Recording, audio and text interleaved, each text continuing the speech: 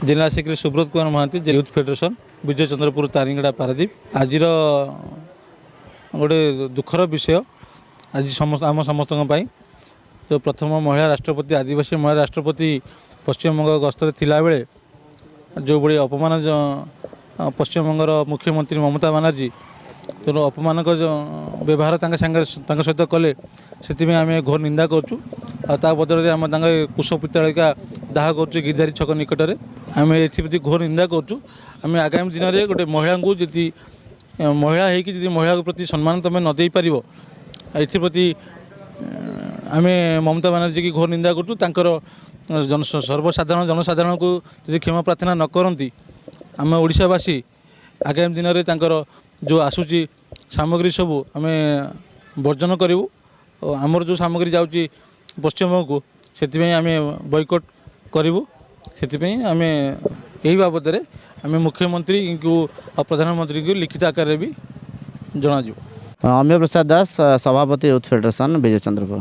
देखु एक आज वेस्ट बेंगल ममता बनर्जी जो हिसाब से आज महामहिम राष्ट्रपति महोदय को अपमान करछंती जे अपमान तो ये नुह गोटे नारी जाति प्रति असम्मान एवं यही अपमान ने आम घोर विरोध करुचु एवं गोटे गवर्नमेंटर प्रोटोकॉल हिसाब से महामहिम राष्ट्रपति जाइए वेस्ट बेंगल सिटी कौन सी कैबिनेट मंत्री कि तांकर निजे ममता बनर्जी मध्य तांकु स्वागत करने को आसी नथिले एवं जो जगार से सभा उद्बोधन देवा को जाइए जे आदिवासी संप्रदायर ये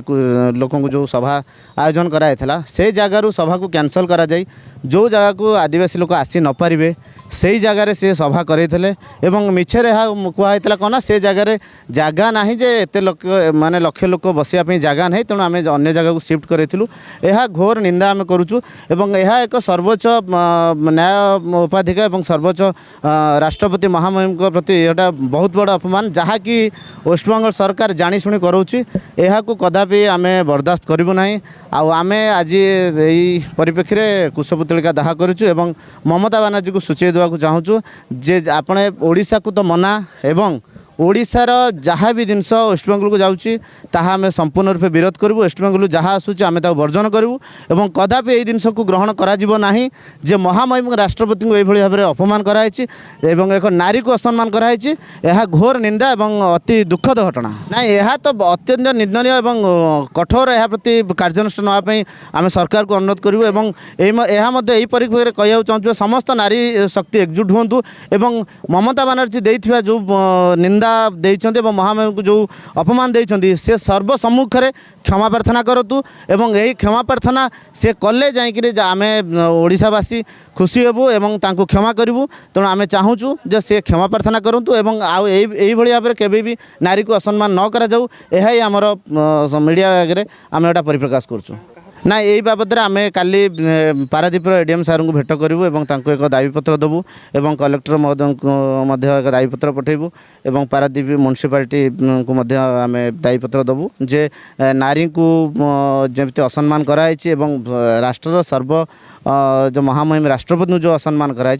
दायीपत्र देव एवं यह घोर विरोध करूँ एवं यह आम जदि यार आमको न्याय न मिले सी यदि न भूल मागती तो आम निश्चय राजरास्ता को ओह्लैबु एवं समस्त नारी शक्ति को एकत्रीकरण करी आम यह मध्य बहुत किसी जगार नारा लगेबार बंदोबस्त कराई आम